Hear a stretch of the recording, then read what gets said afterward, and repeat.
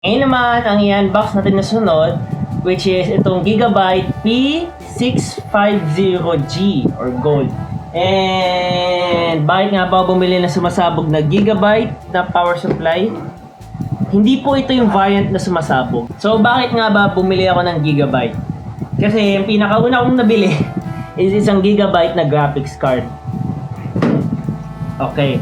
So, tara at ano naman natin to. So, itong Gigabyte P650G, isa siyang 80+% plus gold in efficiency. Tapos, ito, 12 plus bolt rail, ganyan-ganyan. Pero, hindi ko po kabisado yung full na mga protection niya. So, ilalagay ko na lang sa screen yung full protection niya. And also, ito po ay isang Tier B sa PSU list.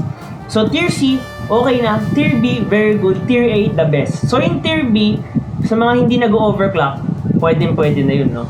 Pero sa Tier A, na talaga yung mga need mo mag-overclock. So, itong Tier B is more than enough na para sa akin, or para sa aking pangangailangan. So, ayan, no? So, I have no idea, basta 80 plus. And ang pinagusto ko dito is single rail, 12 volt siya. Ibig sabihin, maganda yung paglagay ng power, no? So, ayan, no? 648 talaga siya. Pero okay na, 650 was na. Anyway, meron tayong motherboard, CPU, 4 yan.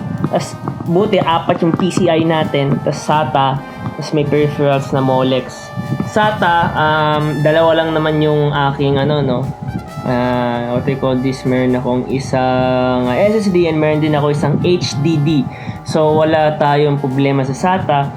Yan, ito yung pinakagusto ko dito kasi mas maganda kapag hindi naka-daisy chain ng PCIe na 8-pin. So, times 4 po yan. So, ibig sabihin, dalawang 8-pin plus isa pang 8-pin. So, dalawang naka-daisy chain. So, hindi natin gagamitin yung pagka-daisy chain. So, dalawang separate, which is mas gusto yun ng building PC community na magkahiwalay kesa same or pare-parehas. So, buksan na nga natin. Yeah! First time kong buksan to be honest. Manual. Mukhang mas maganda yung manual na to kaysa sa manual ng putang inang motherboard. Anyway. So, ito po yung may tawag dito eh. Pero basta ito yung sa likod. So, let us now get the power supply. Wow, dami! Oh, okay. So, buti meron tayong ganito. Of course, dapat lang. Kung wala, iyak ako. So, ito na yung Gigabyte motherboard natin. Gigabyte PSU. So, i-check natin. So, ito na yung isang PCIe 8-pin. Hanapin natin yung isa pa.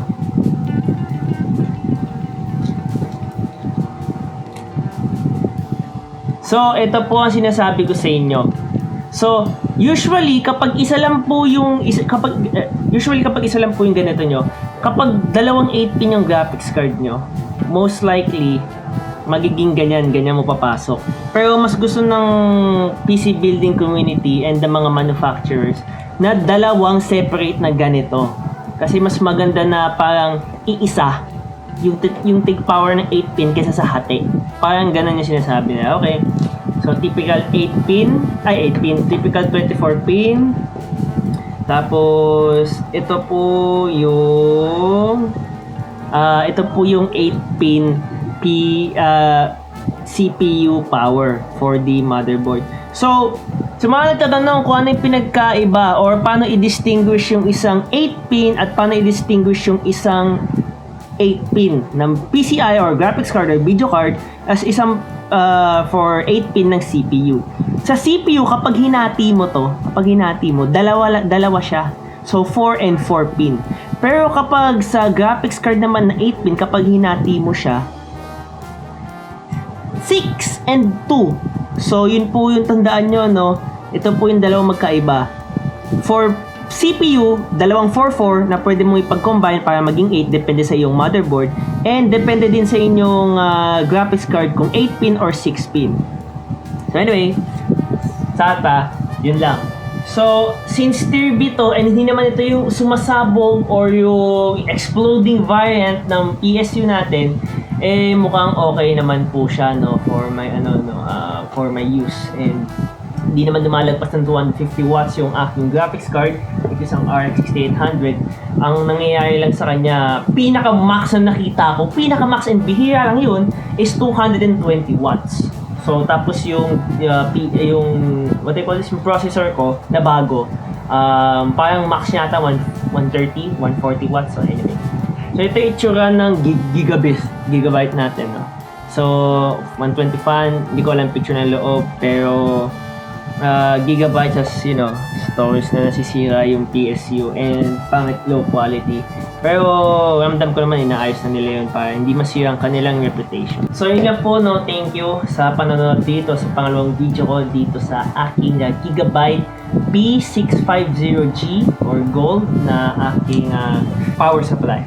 So check out naman natin sa next video kung ano ang aking i-unbox.